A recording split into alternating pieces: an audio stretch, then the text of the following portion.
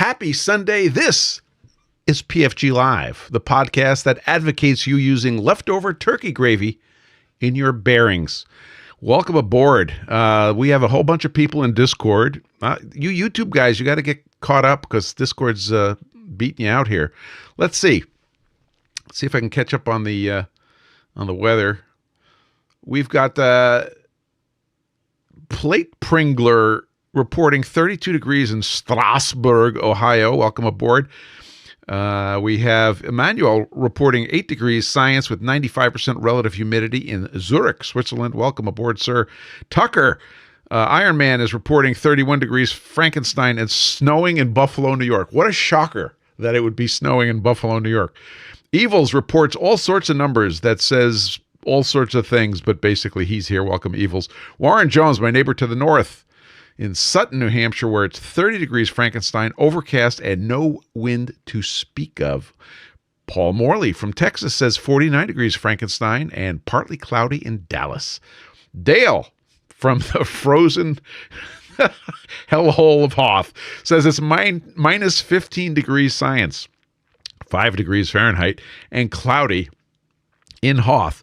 Josh says somebody else could check you off. Yeah, they did already.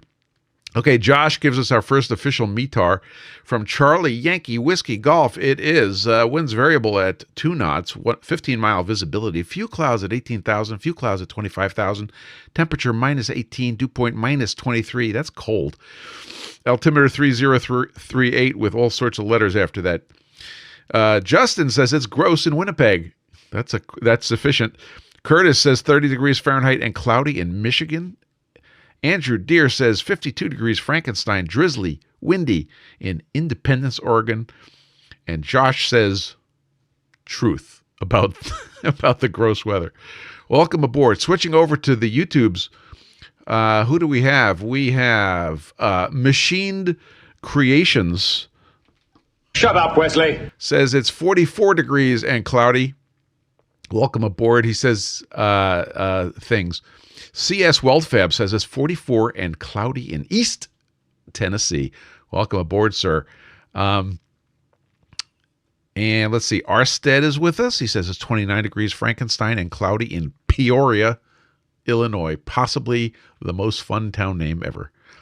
Peoria. So welcome. Good morning. Hi, everyone. It was a rather busy week. I wonder if I'm ever going to say, yeah, this week was just totally chill, like nothing going on. I don't think that's going to happen.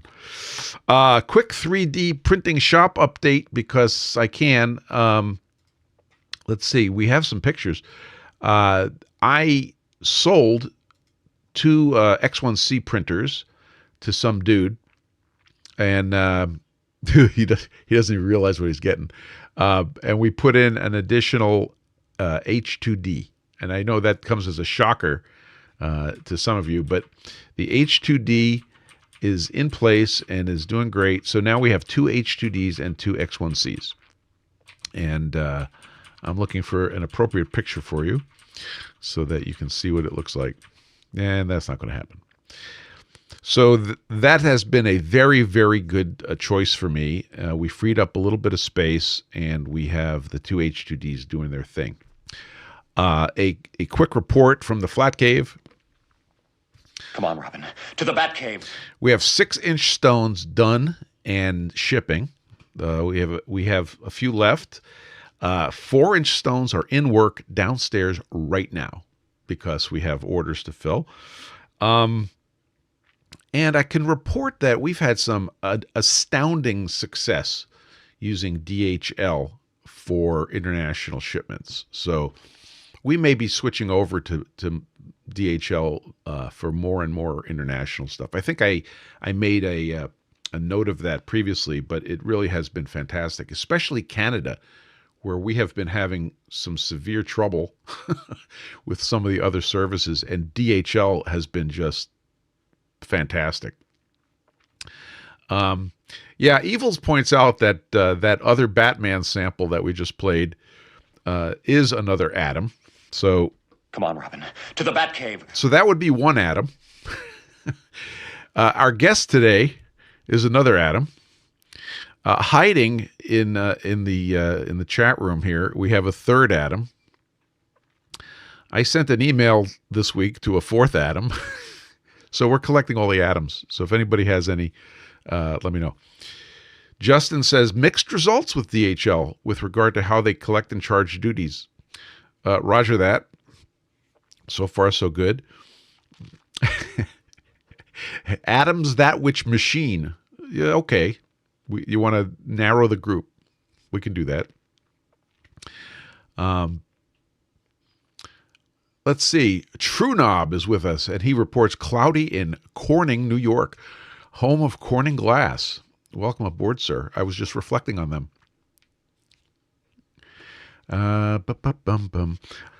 Going on. So we had a few community notes. I was at the dentist the other day. I was getting my 6-month checkup, and the dentist is doing her thing, and is using a tool that was cordless. This was the first exposure I had to cordless tools. Usually they're air driven and they go in 64,000 RPM. And she's doing the cleaning, and I had mentioned something, and she said, "Oh yeah, we love these things." And she said, we were at a conference, and I saw these other ones that I really want. They're cordless, they're fantastic, they're wonderful.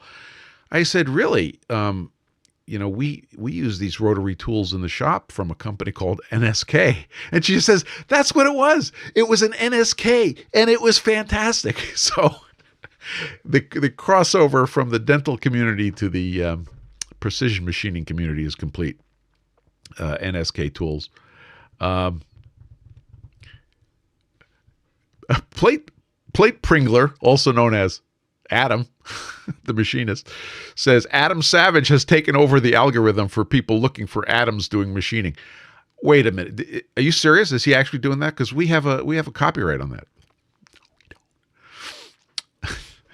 that. So that was the NSK story.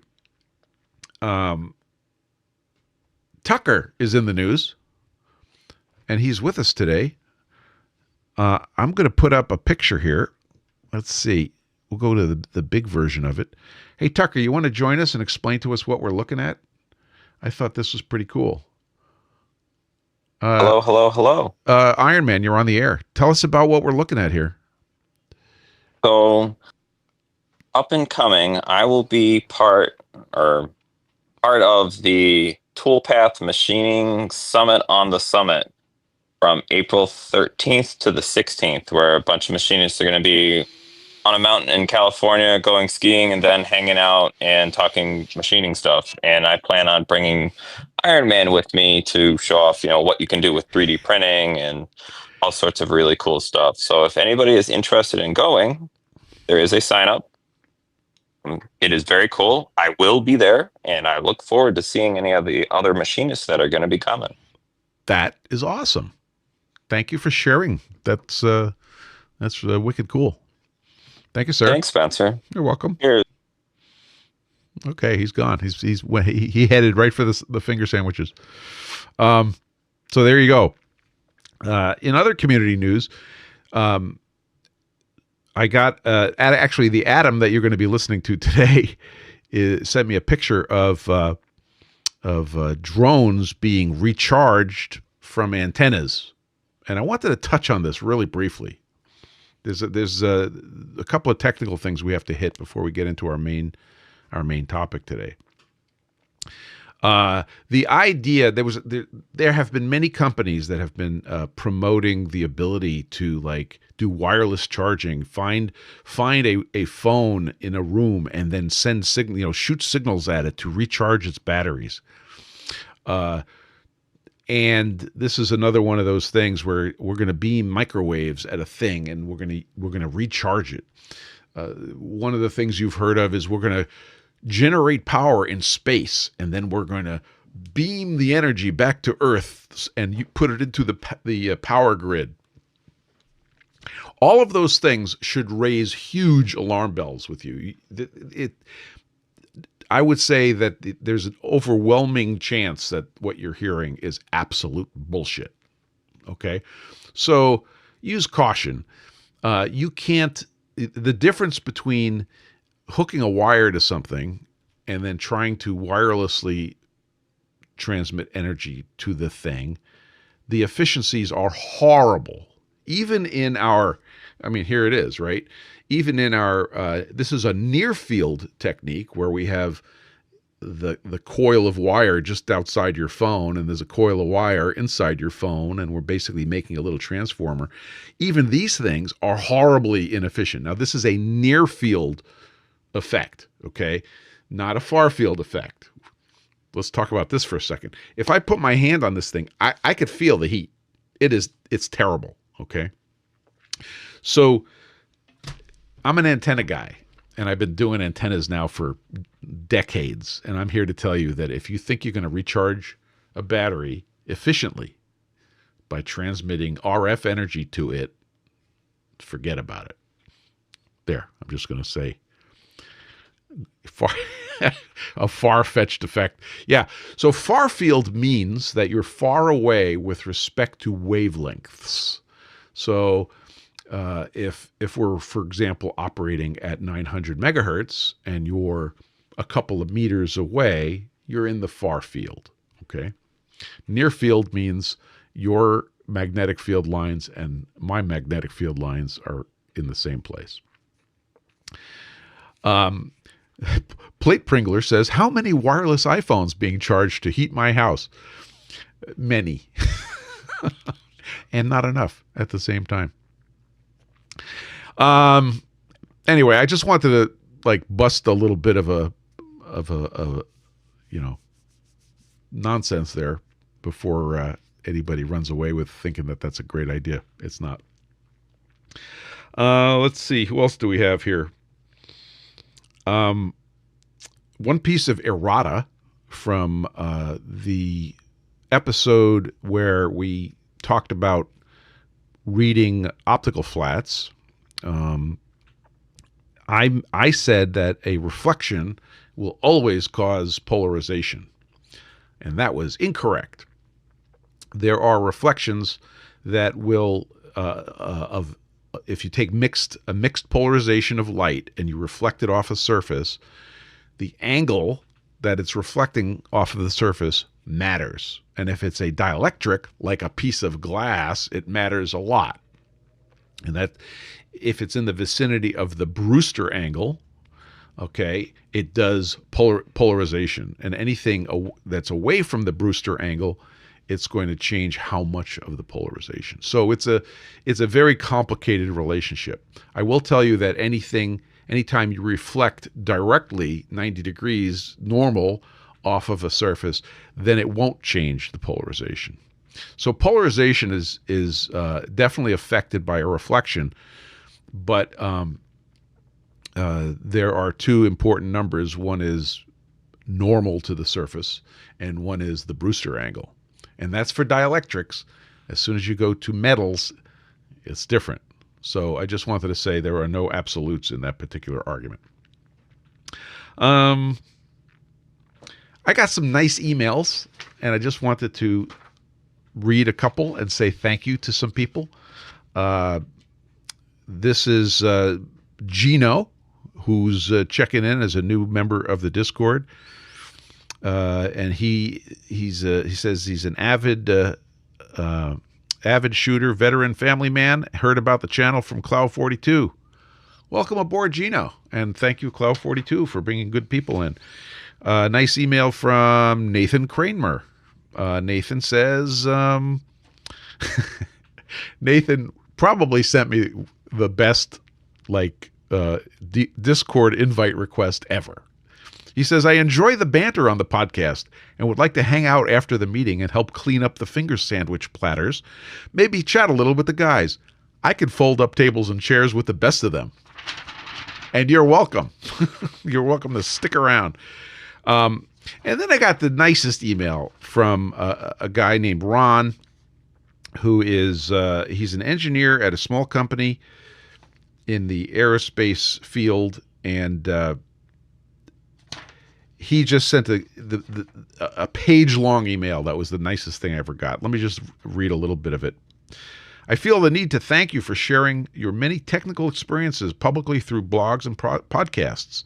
At the risk of sounding like a fanboy, your blogs and podcasts have informally mentored me through my career. I feel old now. Do I have gray hair? For a while, I've been encouraged and motivated by Antennasis and now PFG.Live in my career the same ways Warren Stutzman, Samuel Ginn, and the unknown editor have informally mentored me through their work. And then he goes on, I won't bore you with it, but it made my whole year.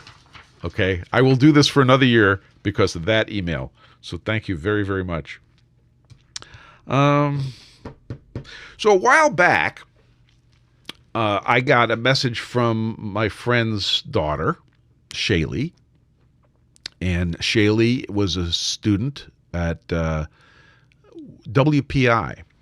And Shaylee said, hey, would you like an unpaid intern for this summer? And I said, sure. What do you want to do? And she says, what do you need doing? So I sent Shaylee a list. I said, well, you can work on this antenna that we're starting to work on. You can work on 3D printing stuff.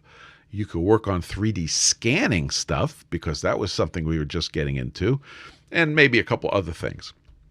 And I thought for sure that Shaylee was going to flag on the antenna stuff. But no, she said, ooh, 3D scanning.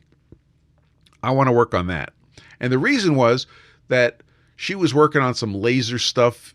She was working with a professor. They had a lab. They were doing stuff. And it was one of her lab classes. So I've talked about and with Shaylee before. Shaylee's been on the PFG.Live. So she came in, and I handed Shaylee the Einstar scanner that I had recently purchased.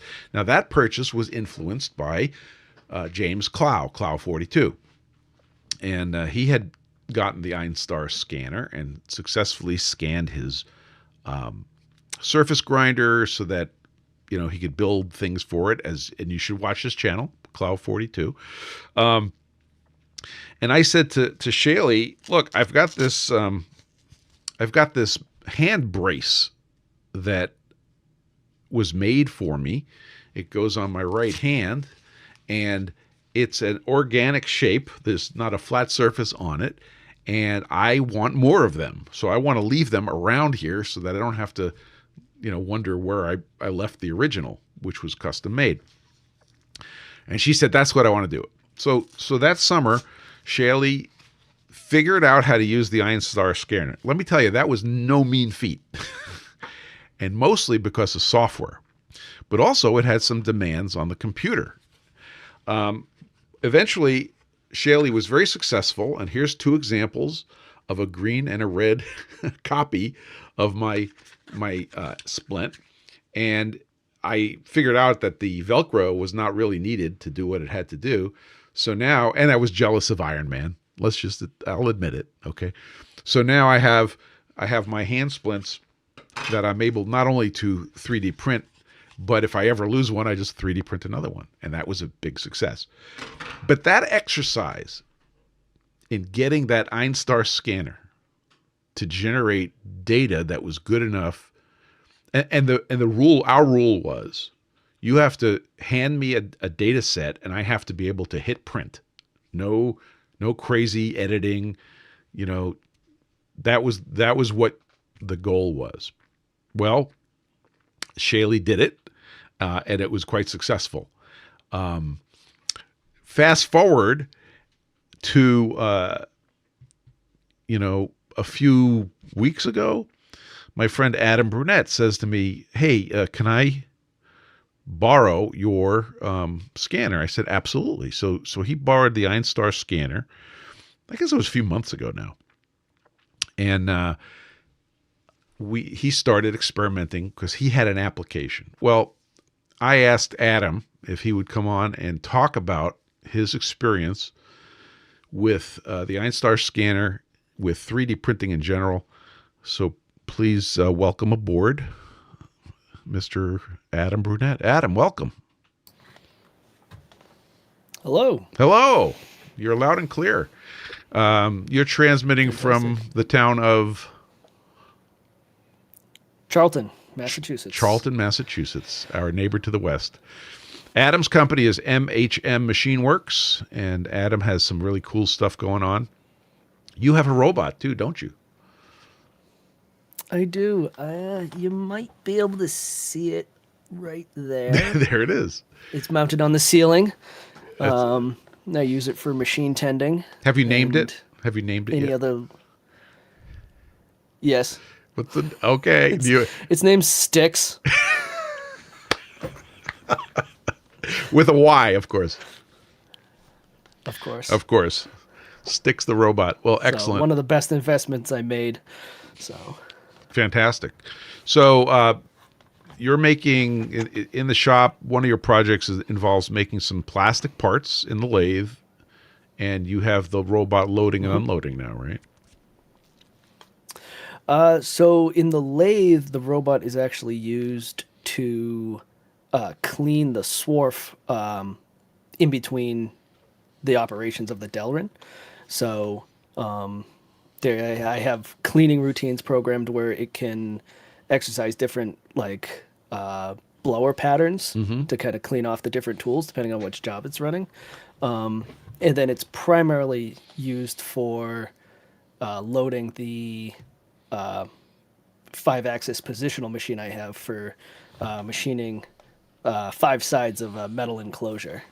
So it'll run for 4.5 hours at a time without any intervention. And how many parts are you generating in that 4.5 hours typically? The fixture is 7 by 6, and I'll fill the first 5 rows of that grid. So what I did was I actually 3D printed on my large project printer a 2-foot by 3-foot grid that I can sit the boxes in, and the robot will come over. It'll grab the next one, because it's a numbered grid. So it'll grab the next one. It'll load the machine, blow off the vise, and unload the machine before that.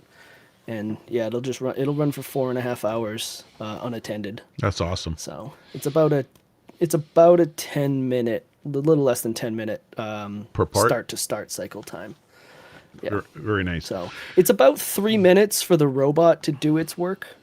It's not faster, but it's continuous. So that was the goal, is to be able to just keep the machine running nonstop. So I don't remember which trip was it? Did I bring the Einstar out to you, or did you pick it up here? I think I might have brought it to you. I can't remember.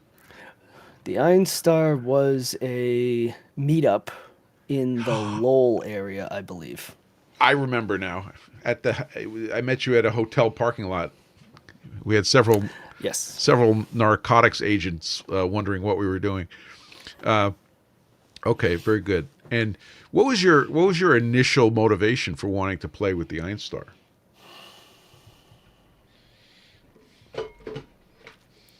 I don't remember at this time. I've done so many scans now that I can't remember what the original one was. Okay. So you started playing with the Einstar, and Paul Morley says, met at a motel parking lot. Not shady at all. You got it. That's right. And the funny thing, it was a hotel, not a motel. That's true. It was high class joint, and which, by the way, closed the parking lot that we were planning on meeting in. That was, of course, all best laid plans. So, did you successfully use the Einstar on any project, or was it sort of just you messed with it? I've used it on a few projects. Most of them were more learning exercises for different reasons.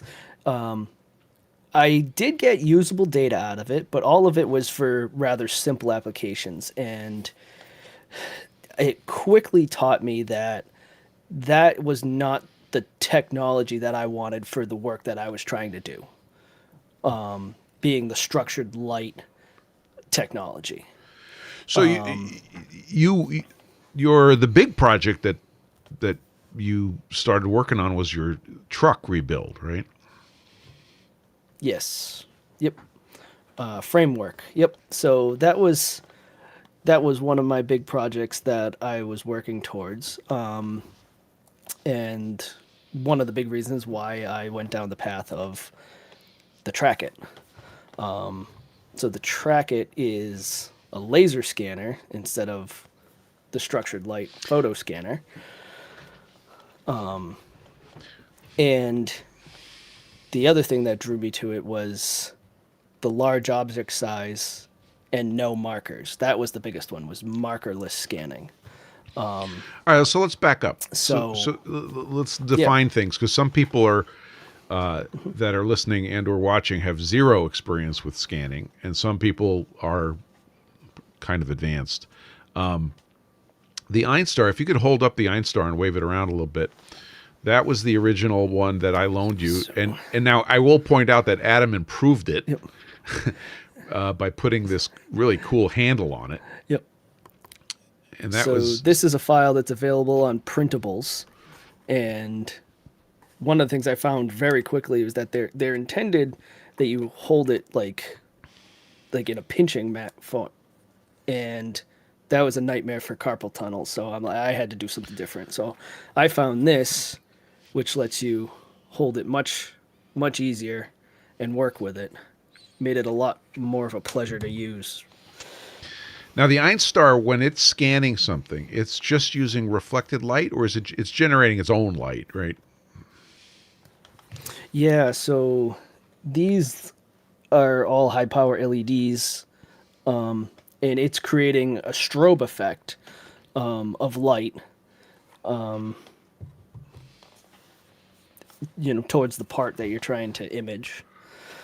And then it's got accelerometers and in it as you move it around. Oh, yes. Yep. So I don't think you can access much of that data outside of the calibration routine, but when you're calibrating, you can see every direction that this is facing, whether it's tilted or anything. And it definitely has very accurate accelerometers in it. Okay. So what would you call that lighting method? That's not laser. It's something else. It's structured light. It was structured light. I believe it's structured light. Yeah, because in the world of scanning, I know that there's a big difference, and you're going to talk a little bit about the laser applications. Yeah, Dale says it's called structured light. Dale has a similar system, and we may bring Dale in to ask you some questions because he knows the big words. So for your application, what was the downside of using the Einstar with its system? So what I quickly learned was, for objects that have a lot of curved surfaces without edges, you need to have markers. You need to have a lot of markers, a lot more than I ever thought you'd need to have. And that was really a turnoff for me, because you spend so much time placing these markers on this object, and then you scan it and you don't have enough markers. You got to start over, add more markers to try to get what you want. And that was one of the big things that drew me to the Trackit specifically, is the markerless scanning, because it's tracking the scanner, not the object. As long as the object stays stationary, it's relating the scanner to the object in space, rather than trying to create that 3D space between the object and the scanner. So the one so after you experimented with the Einstar, you put it aside, you went and you started doing research, and you landed on this new model, and it's called the Trackit. Is that correct? Yes. And who makes that? Yep, made by RevoPoint. RevoPoint. Okay. So yeah, we saw a lot of hoopla from Revo Point recently. In fact, I put a link in our 3D scanning channel. They were at some trade show and they were showing off their stuff. So how does this system differ? I know you're sitting there with it. Can you explain how that thing works? Yeah. So this is the Track It scanner. And from what I understand, it's essentially their Metro X model, a little bit beefed up. And then they put this carbon fiber cage on it. And then these tracking markers are what's being tracked by the base unit. So it knows where this is in 3D space. So as you move it, it's continuously tracking this object, and this is scanning the object that's in front of it. So as long as the object that you're scanning doesn't move, this will almost not lose tracking, unless you put yourself in this scenario. Did you learn that the hard way? It's you after using it, you learn what works and what doesn't work. Yeah. There's very few tracking markers on the back side, so you end up usually tipping it at an angle so you can catch some of these markers in addition to these. Yep. You kind of find the angle that works, but when you're eclipsing the tracker, it usually tends to help to tip it at an angle and scan either up or down and not straight on. Gotcha. And so what kind of resolution are you getting out of that, and how long do you have to dance around the object before? And do you get like a notification from the computer that says I have enough stuff, or are you watching a screen? How does that work? Yeah, so it's very similar to, if anybody is familiar with the Einstar, it's a similar idea where there's the object and it starts shading the object based off of the data quality that it's captured. And when you're at a very fine resolution, so this will scan down to 0.15 millimeter resolution. When you start scanning down that low, it takes a lot longer to build that object than you'd think it would. So do you mind if I jump into our example? Yeah, let's jump into our example. We'll hold up our mutual examples. So I will point out that this is a earlier we were talking about Pringles and now we're talking about Hershey's chocolate syrup. I think this is not a nutrition channel. So I'm just gonna move this out. Let me explain how this conversation started. So one day I'm talking to Adam, and I said something about I want to 3D print a holder to hold the container upside down in the fridge, or on the table, so that when you need your chocolate syrup, you don't have to wait for it to flow down to the nozzle.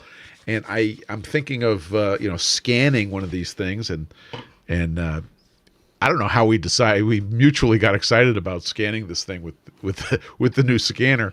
So Adam says to me, "I could run to the store and get one." And I said, "No. Wait till when we get together. I'll give you this one." He said, "No, it's okay." So next thing I know, Adam had one, I had one, everybody had one, and there was a lot of ice cream. So in our thumbnail picture today is that very container, and I'll just show it real quick so that everybody can get an eyeball full. But you put a bunch of markers on it, and then you did something very interesting. So why don't you explain what you did? Okay, so I've scanned this bottle, I believe 9 times now, full scans, trying different ways. So not because of bad results, because to compare apples to apples. So I've scanned it with the Einstar. I've scanned it, so Einstar in marker mode, which is the markers you see there. I've scanned it with just the scanner in marker mode. You don't have to use the base. You can use just markers. So I just use the same markers. So you just held up the track it, the Revo point. So, Yep. so the Einstar needs markers, right?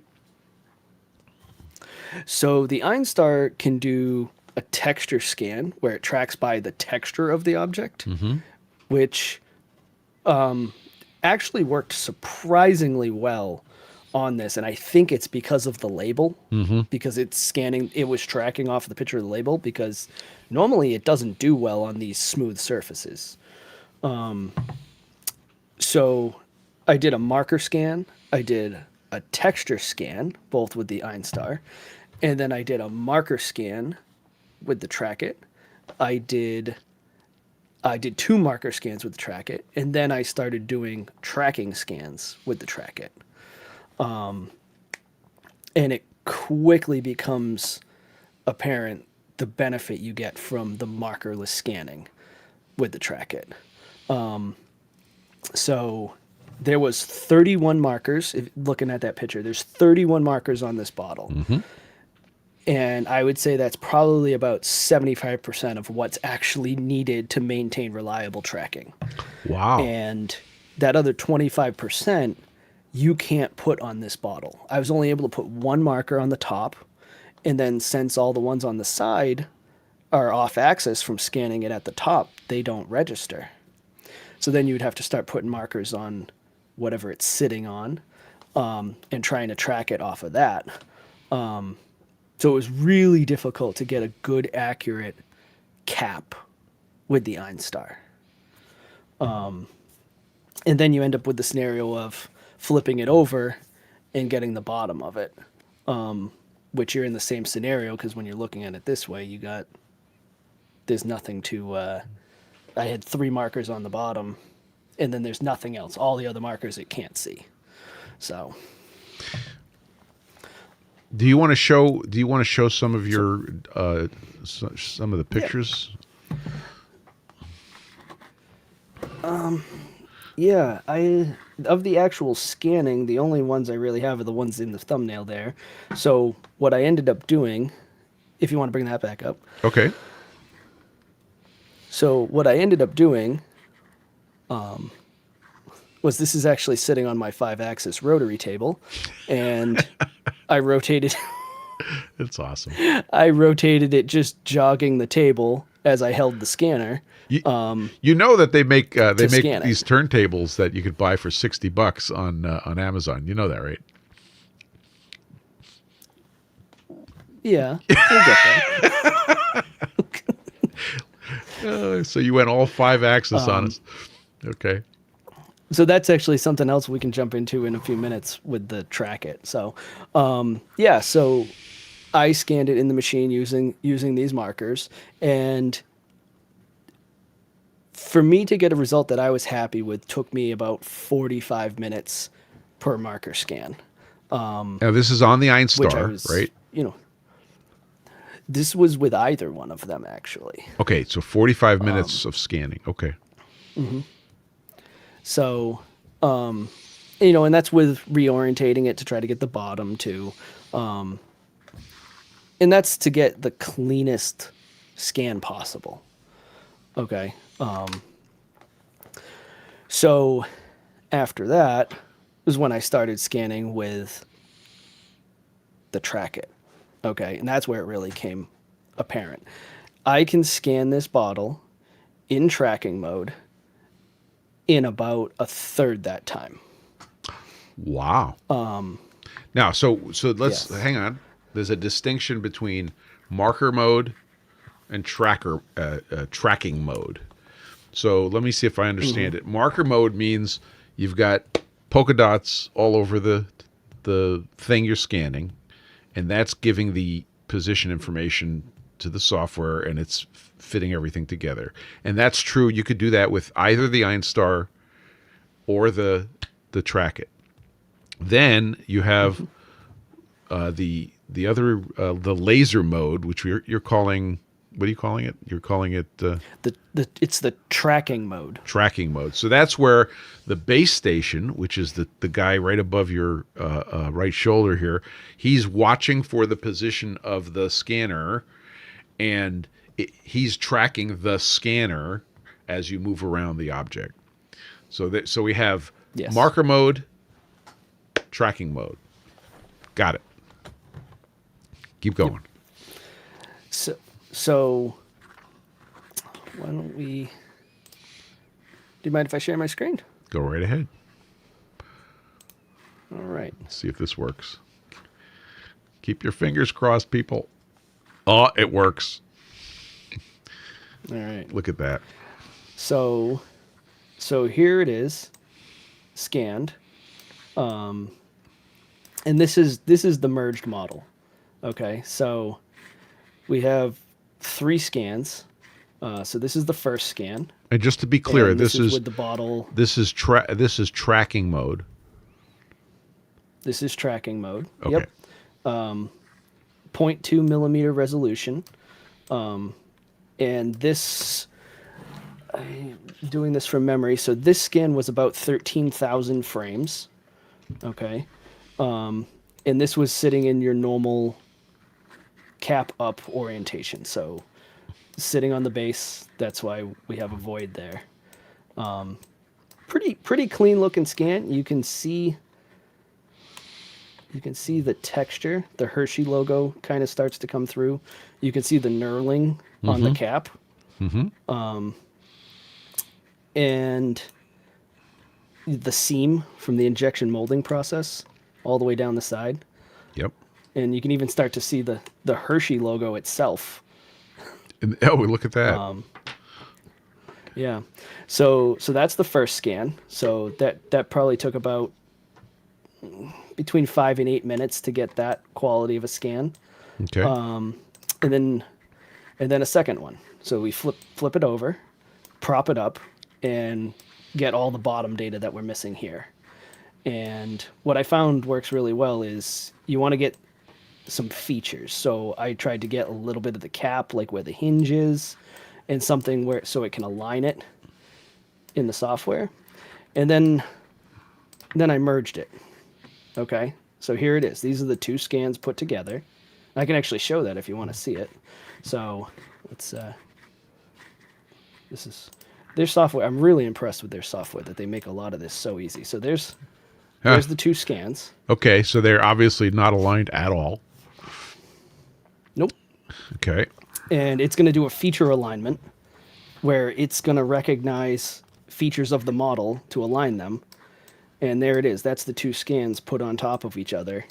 And you can see how the data intermeshes with each other. So the software took the 2 scans and just with a click, it figured that out. Yep. That's Yep. That's So and pretty then good. that's so that's a merge. And I'm not going to generate it, but let's get out of here. I think it's important to point out how you're pleased with the software and impressed with the software. I'm very impressed with it. Being that this is a prosumer level device. This isn't a professional device. It's a prosumer device. So this is the merged file, and I took this and I put it into Orca to see what it looked like, and I noticed we have this void here. Okay. Yep. Oh, look at that. In between the cap and the top of the bottom. Okay. And that's a very, very small feature. That's probably it's less than a millimeter in total height. So you can't print that. That's floating there. So what I did was a third scan. I came back, I did a third scan, and I put this into, we kind of skipped over this, but so these 2 scans were done in cross-line mode. So it projects a 7x7 set of lines in a grid pattern. Okay. And that's what it's scanning with. This third scan was done in single line mode. So this is one crisp line. It scans much slower because now you have substantially less lines projecting on the device, but you can get way deeper into these little voids. Okay, so I scanned everything on the top edge here with that, and then I merged it again. And now You make it sound I easy. came up with a model. Y- y- y- It took some practice to get here. But I mean, the fact of let's merge three things now. That was like just click, click, click, or did you pull any hair out? It was literally that easy. We'll do it again. So we'll do a merge. We'll pick our 3 scans, hit preview, and it's going to give us the preview of it.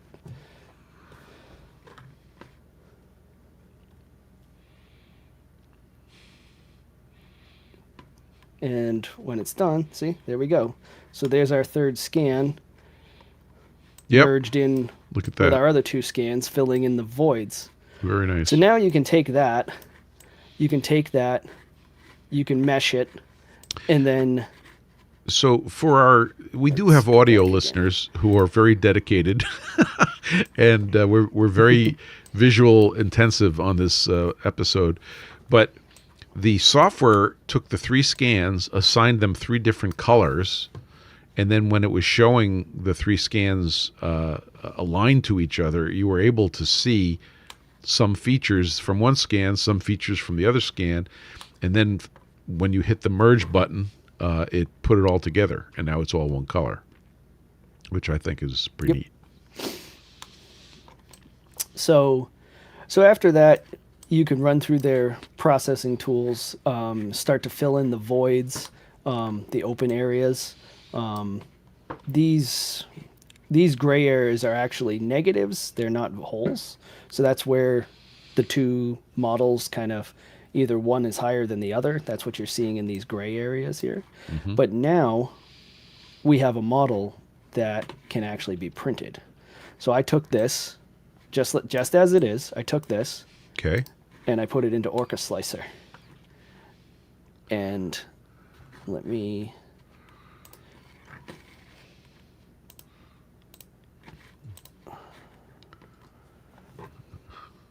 So Before we show that, I want to take a brief pause. A couple of questions came in, but sure. when we were playing with the Einstar scanner, okay, the software associated with the Einstar scanner was by no means friendly. It was very painful. So the first thing I want to point out is that your experience with the Revo, is it Revo Scan? What's the full name?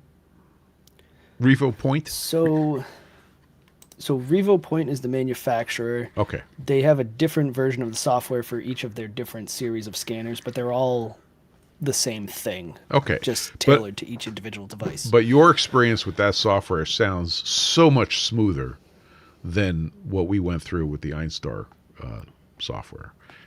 Do you concur? Because you've played with the Einstar, obviously. I do. I found that the Revo Point software was a lot quicker to get to something usable, or on the direction of usable. Okay. A lot of the stuff I'm doing is I need the reference, maybe not a watertight model, so that's a little bit different. But this is probably a third the learning time for the Revo Point software than the Einstar software. Yeah, that sounds about right. I'm really impressed. We have a couple of questions. True Knob asks, how CPU intensive is the software? And we could just focus on the Okay. the Revo software. Yep. So when you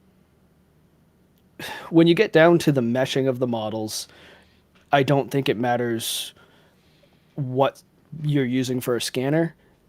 1,000,000 points is 1,000,000 points, and it takes a lot of processor to chug through that. That being said, when you scan with the Trackit at the 0.2 millimeter resolution, you really need some horsepower behind it. It's very CPU intense scanning. As you start to move up doing larger objects, you can change your resolution all the way up to 3mm resolution.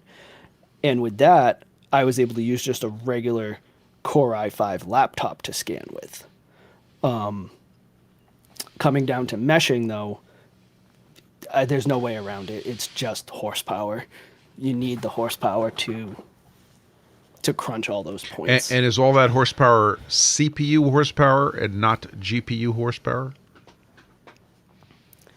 The RevoPoint actually lets you change between CPU acceleration and GPU acceleration. So on the laptop I had, that only had an RTX 2000 graphics card, so I used CPU acceleration. But on this machine, I'm able to use GPU acceleration, and GPU definitely helps.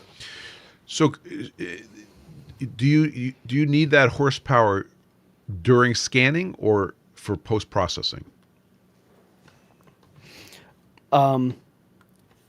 You need to have the CPU horsepower for the scanning to handle that high resolution, but you can post process. I've had pretty good luck post processing, like scanning on one machine and then post processing on another. So if I wanted to use, if I used my monster machine in the basement, which has GPU coming out the wazoo, that would, the software would know how to take advantage of that GPU. It seems like it does. I've had pretty good luck with that. Let's see. Evil says, where is it? Oh, he asked about the logo. I noticed it also, that the logo was visible in the data, but in fact, the logo is not proud of the Surface. Could you comment on that? Yeah, so nothing official, but I believe it has to do with that the logo is near black.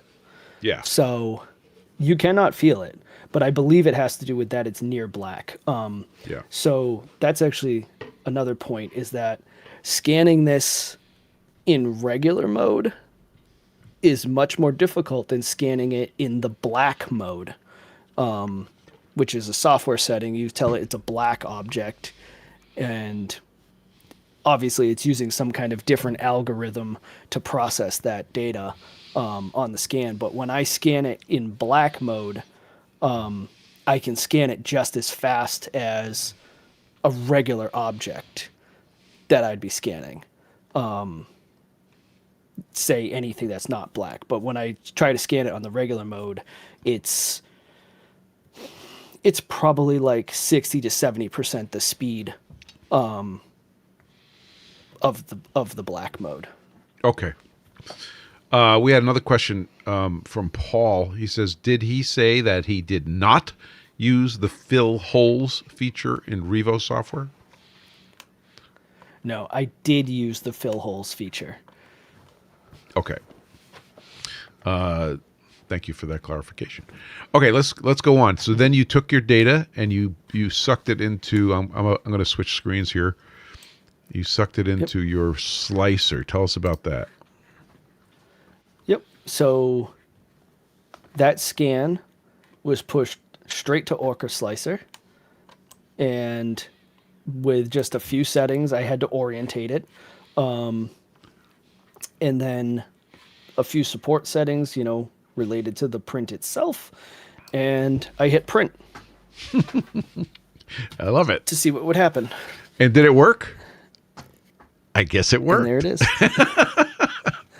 That's awesome. So hold it up so we can look at it a little bit more. Yeah. Rotate it so we can see. So you can see there are surface imperfections, because I did not do anything to this for smoothing or anything like that. Okay. But it's got the cap details in there. Yeah. You can start to see the Hershey logo coming through in the cap, which you'd probably do better with a better nozzle. The bottom, yeah, that's really because fine. the support is the bottom. Yeah. But yeah, there it is. That's so crazy. So there is obviously some artifacts on that surface, right? and that was visible in the data. If you spent more time on it and you wanted to make that smooth, what would you have had to do? So there is a feature in the RevoPoint software to smooth the surface. I have not tried printing anything after using that, but it seems too aggressive to me. Okay. That it's taking out too much detail with not enough control. So at that point, I would probably move into Fusion, I would think, and start to work with it from there. So that's been a path I've been working towards. Is I've brought it into Fusion. I can do a reduce on it and simplify it, and then kind of work that direction to end up with something that would be, there's a lot of really fine details in here. I don't think the video will show them. There you go. No, it there you focused go. straight up. Yep. Yeah. So that could be smoothed out, I think. I think with a minimal amount of work with with some experience, I think you could get that into a nice smooth model that would be printed pretty easily. Very nice. I did not expect to see that today. the printed model. Yeah. That's pretty cool. And I don't know that this will transfer, but actually even the texture along the cap, Yeah. it's not going to. Yeah, it started showing through. Oh, there it is a little bit. There it is. Yep. Yeah. So, I mean, obviously you're getting some smoothing from the 0.4 nozzle, but the print time was too long to print it on the 0.2. So Tucker asks, did you see any issues with scanning an arm or a person? Detail is obviously an issue, but if a rough shape was the goal, do you think it's possible? And that's with the track it? I think he's asking about the track it. Yeah. So they're pretty adamant that you shouldn't use it for people because it's a laser. It's a class 1 laser and not light like the Einstar is. You would also have to stay really still. So I don't know. I'll try it. And report back. How much power do they report using from their laser? That I don't know. Hang on. It doesn't say. It just says class 1 on it. Okay, so that means it's more than It's half a milliwatt. it's pretty powerful. Okay. It's a lot more than I thought it would be. And even just in the room here, it'll project pretty strongly all the way across the room. And what's the color? What's the color of being a that laser. laser? It's blue. It's a blue laser. Okay, Yeah. pretty neat.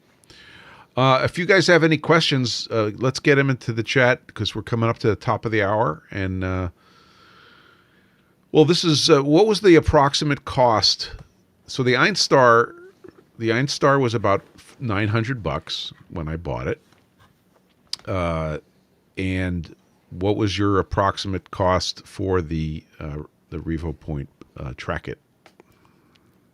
It's about 5 times that. So about $5,000. Yeah. And now Dale says the Creaform Peel 3D scanner I have, that's Dale has a non-rigid body mode for scanning people. Well, pretty cool. Dale, what was the approximate cost of... Now, Dale bought a system that had 2 scanners, I believe. And that was like, I seem to recall that was a $15,000, $20,000 investment. Am I getting that right, Dale?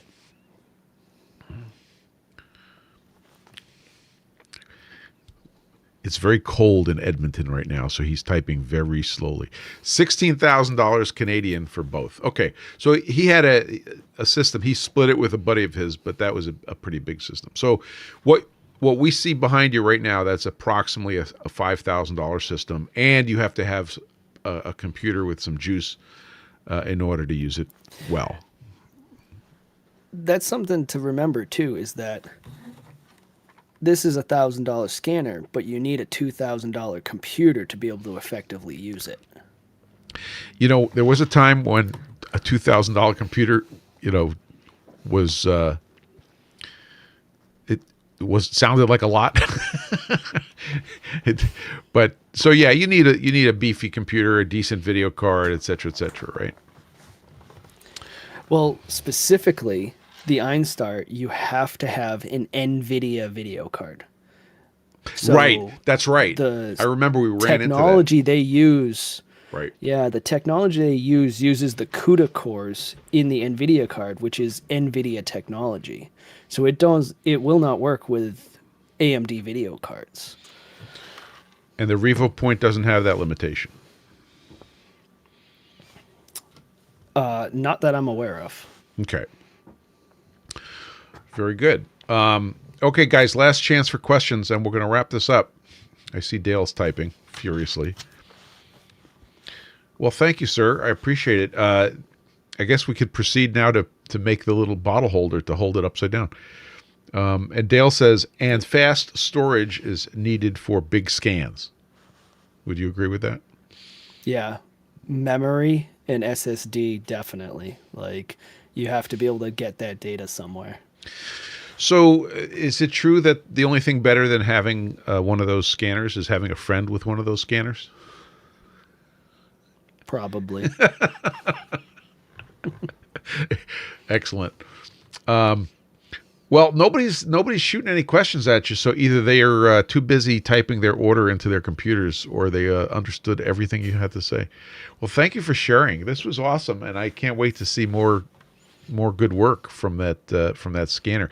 Do you think Styx is going to be moving the scanner around anytime soon? Definitely.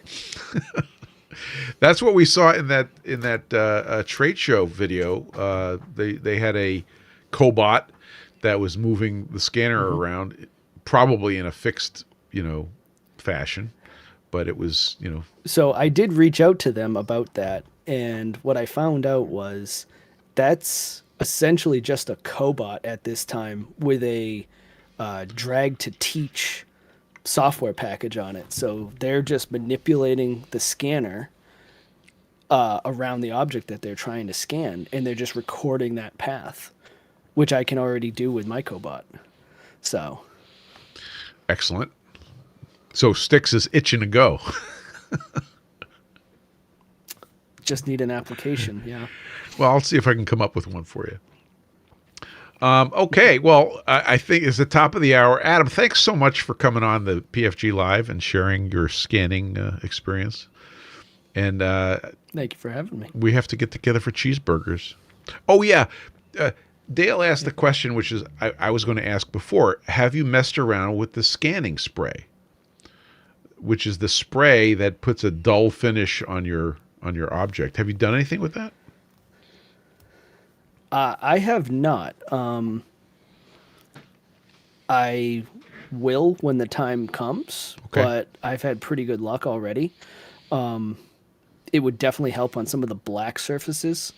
Like the vise that's in that machine there, that might as well be a mirror. It can't see that at all, that anodized aluminum. Wow. So the black anodized aluminum. Yep, that black anodized aluminum, it cannot see that at all. So I have a can of that stuff.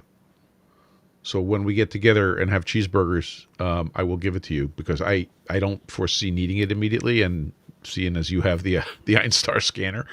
So if you want to play with it, I'll give you the one I have. And Dale confirms black and shiny won't scan. Yeah. So it's good to have that in the toolbox. I think we have one more question coming in, and then we'll wrap it. Paul says, One experience I had with the dots on the Revo Metrox that I used was that the adhesive was pretty strong. After the dots sat for a while, they were stuck much more. Have you had any issues with the dots? They definitely stick. And that was one of the reasons why I was turned off to marker scanning, is because you got to put hundreds of these dots on a product and, Yeah. potentially a client piece, and, you'll leave behind that residue, or trying to pick that off of there. The Trackit comes with these, which they look similar, but these are actually little magnets. So this will work on anything magnetic. Oh, that's neat. Which is nice. And then it also has these markers. So here's another thing. So that's a 6mm dot, like the Einstars used to. These are 10mm dots. So the Trackit uses the bigger markers. And with these, you can place these anchor markers. It comes with 4 of these, and you can get more. So you can place these anchor markers on a large object, and you'll scan those anchor markers with the base. You'll move it around and take scans, kind of like using global markers for anybody who's familiar with that. And then that'll let you scan, say, quadrants of a vehicle. So as long as you have the anchor markers placed around the vehicle before you start scanning, you can then move the base unit with you. Scan a door panel, move to the front quarter panel, scan the front quarter panel, move to the hood, scan the hood, and you can move your way around after placing your anchor markers. So the anchor markers, that was another cool thing. the anchor markers stay through the whole process. They go to where they go, and you don't touch them, and they become the ultimate reference. Right. Yep. Whereas without the anchor markers, it's still markered scanning. Yep. But without them, the position of your base station is the ultimate reference. Right. Once you move the base, you're done. Like, you're not going to pick up in that same place again. Okay. So, as long as you can fit all of that in your one scan, Yep. yeah, you could scan. You could put it, like, say, just using the example of a vehicle, you could put it up by a headlight looking down the side of the vehicle, and you could scan that whole side of the vehicle. And then you could go somewhere else and scan another side. But if you wanted to align them as like one scan, you would have to have your anchors, to be the common point between those two. Got it. So otherwise it's going to align based off of features, which you saw it does a pretty good job too. So pretty neat. Okay. Dale put a couple of pictures of magnets that he uses. He says, I stick markers to crappy Amazon magnets. And that gets the job done. Although they are shiny. You got to be careful with those magnets, right? Because those magnets have a shiny surface. So you can't have those sticking out. Anything that we forgot that we weren't smart enough to ask you, Adam? We've only scratched the surface here. We're going to need to do a part 2 at some point. Okay, sold. We'll do a part 2. Let's go scan a bunch of stuff and make some things. Adam, thanks for coming on. You're awesome, and I appreciate you doing that. Thank you. And I just want to remind you, I really do like cheeseburgers. I'm just going to say that out loud. All right, Adam, have a great day. I'll say goodbye to you. Thank you for being here. This terminates today's PFG.Live. Thanks for being here. That was a lot of fun. As you heard, we will have another part 2 coming up from Adam, and we'll keep going. Next week on the PFG.Live is The Problem Process with Robin Renzetti and Tom Lipton. What problem are they going to solve? You're going to have to tune in to find out. It should be a lot of fun. Other than that, we wish everybody a safe and healthy winter. Be careful out there. It's freezing in some spots. And I know it's not in Texas. In the meantime, get flat, stay flat, and we'll see you guys next week.